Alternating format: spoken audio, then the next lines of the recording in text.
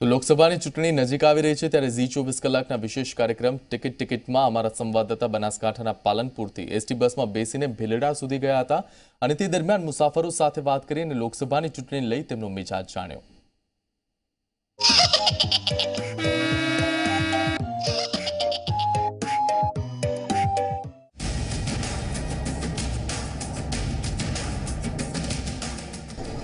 2019ની ચૂંટણી જ્યારે યોજાવાની છે ત્યારે મુસાફરોનો મિજાજ કેવો છે તે જાણવા માટે આજે અમારી ટીમ પાલનપુરથી ભીલડા જતી બસમાં આવી છે ને બસની અંદર આપ જોઈ રહ્યા છો અનેક મુસાફરો છે। આપણે મુસાફરો સાથે વાર્તાલાપ કરીશું, ખાસ કરીને 2019ની ચૂંટણીને લઈને મુસાફરોનો મિજાજ કેવો છે, તેમનો મત કેવો છે। જ્યારે તેઓ ચૂંટણી પ્રક્રિયા જ્યારે શરૂ થશે ત્યારબાદ જ્યારે મતદાનની પ્રક્રિયા થશે ત્યારે મત આપવા જશે ત્યારે કેવા પ્રકારના પ્રશ્નો લઈને તેઓ મતદાન કરશે। ખાસ કરીને અનેક મુસાફરો આપણી જોડે છે, આપણે તેમની સાથે વાત કરવાની કોશિશ કરીશું। કાકા, તમારું નામ?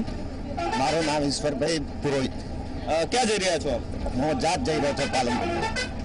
તમારા ગામનું નામ? જાત। તમારા ગામની અંદર કેવા પ્રકારના પ્રશ્નો છે, વિકાસ થયો છે? અમારે ગામની અંદર વિકાસ હાલમાં પરફેક્ટ થયો છે। બીજેપીની સરકારમાં, નરેન્દ્ર મોદીની સરકારમાં વિકાસ પરફેક્ટ થયો છે, પણ અમુક વસ્તુ ખૂટે છે, એ બી આવનારા સમયમાં થઈ જશે। રોડ, રસ્તા અને પાણીના પ્રશ્નો કેવા છે તમારા ગામમાં? રોડ, રસ્તા અને પાણીના પ્રશ્નો પરફેક્ટ છે। સિંચાઈના માટે પાણી મળે છે? સિંચાઈ માટે પાણીની તકલીફ છે, એના માટે રજૂઆત કરવાની રહેશે। हाँ, संतोष तो छे पण बेरोजगार छे એટલે થોડી સંતોષ ઓછો હોય છે। સરકારે અનેક વાયદા કર્યા હતા વર્તમાન મોદી સરકારે કે બેરોજગારી માટે અનેક યોજનાઓ બનાવવામાં આવશે, સરકારી નોકરીઓ પણ આપવામાં આવશે। આપને લાગે છે ક્યાંક ને ક્યાંક જે બેરોજગારીની સંખ્યા વધી રહી છે કે ઘટી રહી છે? વધી રહી છે લાગે છે, પણ શું કહેવાય કરાર આધારિત તમે જે ગોઠવણ કરીએ ને એ લોકોએ એમાં બહુ આઉટસોર્સિંગ બહુ શોષણ થાય છે। અનેક બેરોજગારો હતા તેમજ અનેક જે કરાર આધારિત જે નોકરી કરતા હતા તેમને સરકાર સામે અનેકવાર આંદોલનો કર્યા, ત્યારબાદ સરકારે તેમને વચનો આપ્યા। શું એમના વચનો પૂરા થયા છે? નહીં થયા હજુ સુધી કોઈ થયા નહીં। ક્યાં થયા? આપ ખેડૂત છો? ખેડૂત। તો ખેડૂત માટે આ જે વર્તમાન મોદીની સરકાર હતી તેને અનેક કામો કર્યા છે તેવી વાત થઈ રહી છે। શું ખરેખર ખેડૂતને લાભ થયો છે? લાભ થયો છે ને, સારો લાભ થયો। જે વર્તમાન મોદીની સરકાર છે ને આગળ જે કોંગ્રેસની સરકાર હતી, બંને સરકારમાં આપ શું તફાવત દેખો છો? મોદીની સરકાર સારી છે। કેવા પ્રકારે? ખેડૂત માટે ઘણા પ્રકારે વીજળી, લાઇટ, બધી રીતે। જે પાકિસ્તાન સામે જે સરકારે કડક વલણ અપનાવ્યું છે, શું તે પૂરતું છે કે એનાથી વધારે પણ સરકારે કઈ પગલાં ભરવા જોઈતા હતા? કોંગ્રેસ કરતા સારું લીધું છે પગલું, અને સ્ટ્રિક્ટ, અને એનાથી વધારે જરૂર છે થોડી। આપનું નામ? આદિલ। કયા ધોરણમાં ભણો છો? હું કોલેજ કરું। જે આપ કોલેજ કરો છો તો જે સરકારની જે સરકારી બસો છે તે ટાઈમસર આપને મળે છે? નહીં, ટાઈમસર તો નથી મળતી, કોઈક દિવસ મળે। તો આપને કેવા પ્રકારની તકલીફ પડે છે? એક તો ટ્રાવેલ કરવામાં તકલીફ પડે, ટ્રાવેલ કરવામાં, ને બીજી તો કંઈ નહીં। જે વર્તમાન સરકાર છે તે સરકાર આપને કેવી લાગી રહી છે? વિદ્યાર્થીઓ માટે અનેક યોજનાઓ છે, શિષ્યવૃત્તિની વાત છે, તો એ શિષ્યવૃત્તિઓ મળે છે વિદ્યાર્થીઓને?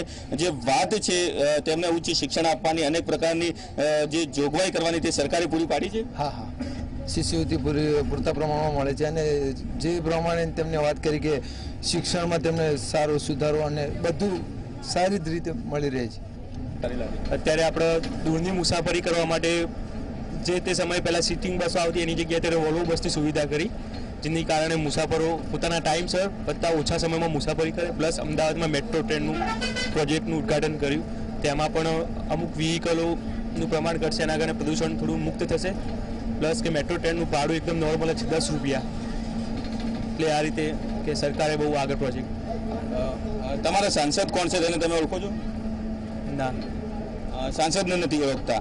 જ્યારે આપ મતદાન કરવા જશો ત્યારે કેવા એવા મુદ્દા છે તેને ધ્યાનમાં રાખીને મતદાન કરશો?